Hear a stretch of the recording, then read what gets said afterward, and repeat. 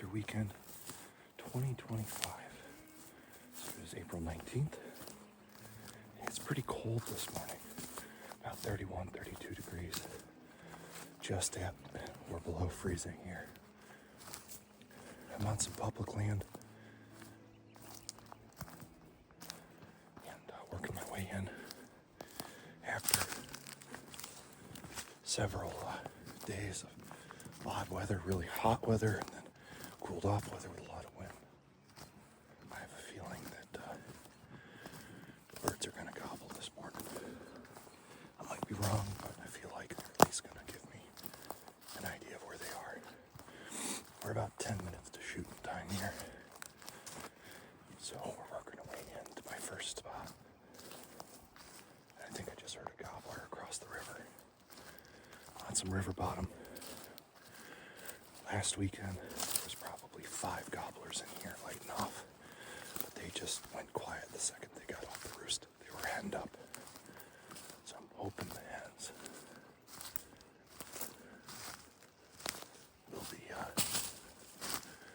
will be nesting up or doing something different this morning. We'll try and pull one off the roost and make this quick, but we'll see what happens. Got a lot of moonlight. It's a gorgeous morning. So let's see if we can put it together.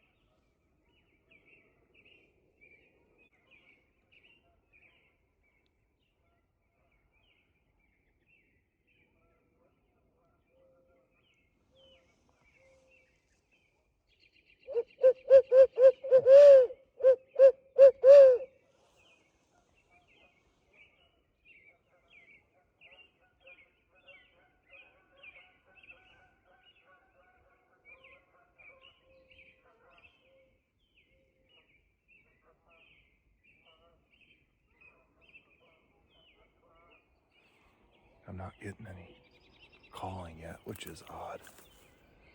I'm really hoping that they're here or they haven't gone silent. I think I'm going to go in a little bit more and start a hen call and see if I can kick up some activity here.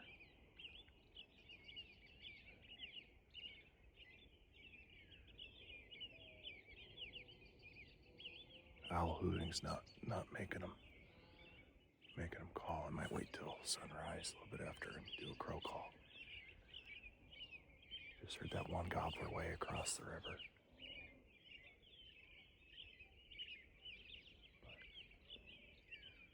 Okay, gobbler up the river again. Okay, there's some gobbles, so hopefully one of them lights up in here.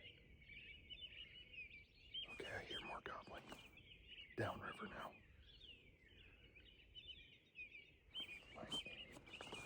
There's a big tree, another big tree that could act as roost trees.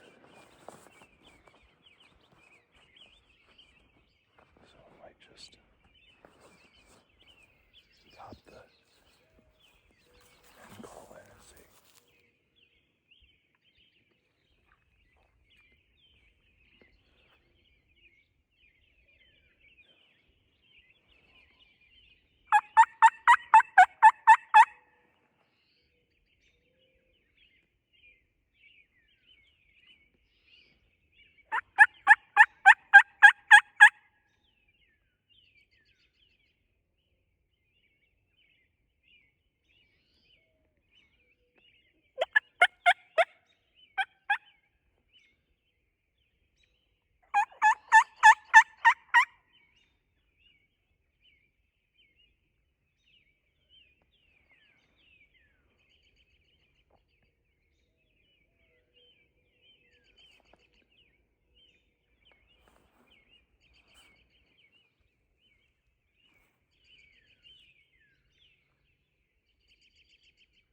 Sounds like it's back towards the truck.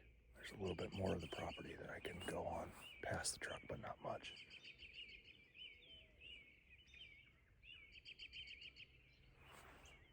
Let's see here.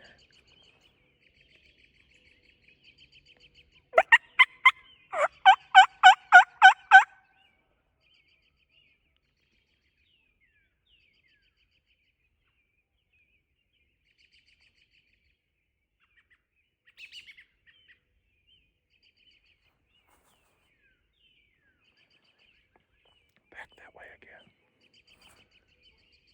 Alright, I'm going to sit tight and listen just a little bit more. Hopefully one lights off closer, otherwise I'm going to have to head back towards the truck and get set up in the next small piece, see if I can get one called in.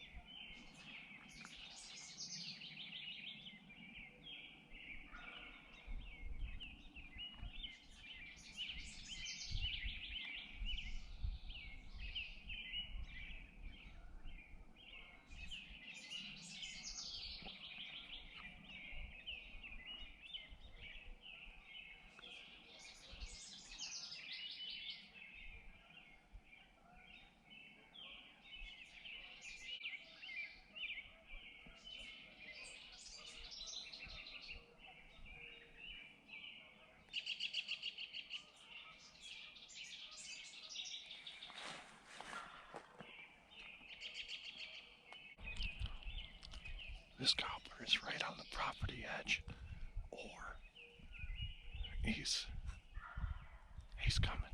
He's coming. Probably 80 yards out now. Let's see where he pops up.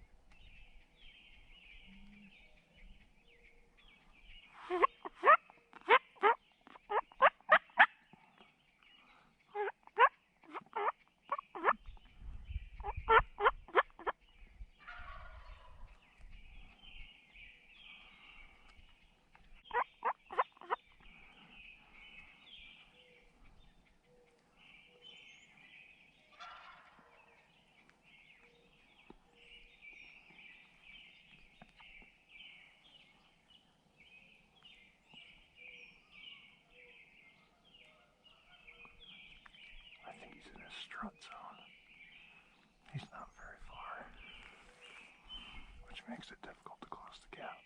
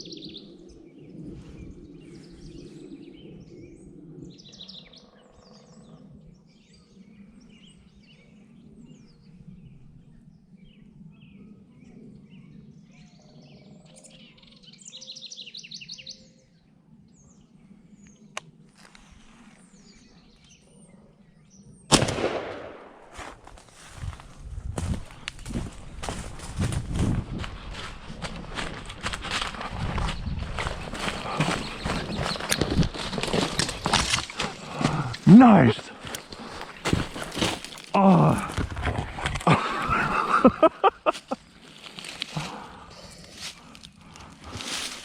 Nice.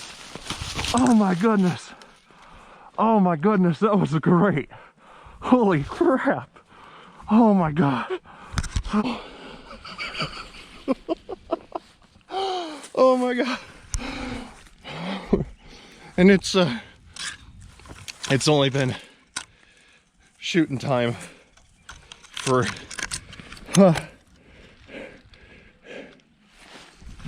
30 minutes. Oh, that's a crazy good gobbler. Oh, he's done. I thought maybe I shot and missed. I saw that shot go down range that was not that short of a poke. I thought he was going to try and skirt me. Thank you, Lord. Oh my goodness. This is my first turkey in like 2 years. That was insane. That was insane. That was beautiful. He really... Okay, Keith Gee at Salt Creek Custom Ammunition. This is not sponsored. I consider him a friend. He sent me that ammo. That is cold turkey. He didn't move.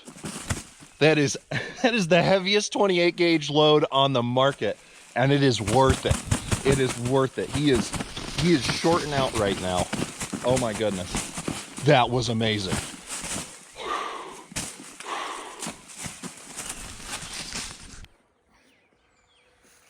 Look at this bird, guys. My goodness. That was an intense hunt. I got here probably 25 to 30 minutes before shooting time. Nobody else was here. It is public land, by the way, and it's a strip of land along the river side. And so it's bordered up against private woodlands and fields. And I'm pretty sure this guy was roosted on the private side of the fence about 125 yards that way. He was probably 200 yards away. They're usually, when they're in here, deeper into the public side, and they like to roost there. But last weekend they went quiet right away. Once they started talking this morning, they did not shut up. And this guy finally lit off, and I felt like he was close. So I walked all the way back from where I was, past the truck, to the other side, which is a short side of this public land. And I knew I didn't have a lot of width or a lot of depth to deal with, and it is brushy as brushy gets in here. But you got to go where the turkeys are sometimes, and I didn't have confidence that he was going to go that way. He obviously thought he was, and I could have put myself in a more open spot over there, but he literally crossed the fence line. I can see one of the fence posts from here. So that was very, very tight quarters, and I wanted to give him a little bit of buffer. He actually came up. I was hoping he was going to come up this dry creek bed, and I knew I couldn't go far because, again, I'd run into the public-private border. So I just had a little tiny opening here. I was hoping he would come out in front and not come straight through this brush. He didn't. He went all the way around. He tried to pull me. I sweet-talked him a little bit. He came back, and his head poked up over this log, and he was looking because he knew I would be right there. I knew I couldn't call him past it, so I made the very quick decision to knock his block off. And I've never killed a turkey with TSS before. This is the first animal I've ever harvested with a TSS load. Man, it is crazy how slow that pellet can go and just knock the snot out of stuff. Now, that was no hard poke for that load, but there is a lot of brush through here. I pasted off. I didn't take the rangefinder out of my bag, but I pasted off to the middle of this log, and he was past it right about there. It was about 32-ish yards. So my paces are a little bit bigger, so 30, 32-ish paces is probably right around 35 or 36 yards. So not a small poke by any means, especially through this brush. And I literally could see that thing go down range out of this shotgun like a fist, and that was insane. We've got some little nubby spurs and an okay beard here, pretty good, but he is a big boy. He is going to eat super well. He is absolutely gorgeous. And I am so, so thankful that the Lord decided to bless me this morning, and this beautiful guy made his last mistake. And so I filled my first turkey tag in 2 years. It's a full-blown tom, and I'm really happy about it. The wife was afraid of it being too cold this morning, and this would have been really hard for her to deal with this setup. So, you know, nothing lost there. We're gonna get her back out. This is just an incredible Easter gift. And I am so thankful on a weekend that we should be thankful, that we should have reverence and be remembering what our Lord did for us and how he saved us of our sins. He just keeps pouring into us. He just keeps giving. It's not a spoonful at a time. It's shovelfuls. It's bucketsfuls. It's a waterfall. It's never ending.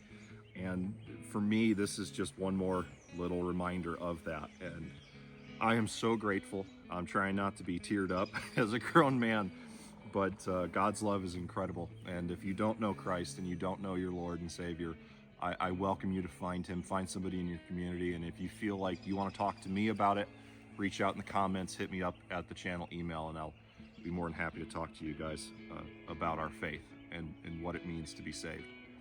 And so with that, I'll get off my preacher soapbox and back to hunting. Oh, goodness, I'm so thankful. I'm so thankful to be blessed. God decided to bless us this morning. He gave me the patience and thought and guided my hand, and I was able to make a quick dispatch. Thanks again to Keith Gee at Salt Creek Custom Ammunition. Shout out to him because he sent this for me. He developed this load for me and sent this to the channel for testing, evaluation, and field use free of charge. So if you guys are looking for a small shop, custom loaded ammunition that performs excellent out of your 3-inch 28 gauge, highly recommend that you check out the Cold Turkey Load by Salt Creek Custom Ammunition. Give Keith a call and he'll hook you up if he's got the components in hand at the time. Anyways, guys, I'm gonna get this guy tagged up and hauled back to the truck. I get to go home and have breakfast with the wife before 8 a.m. That's just insane. What an amazing hunt. As always, guys, God bless. Keep your powder dry. I'll see you in the next video.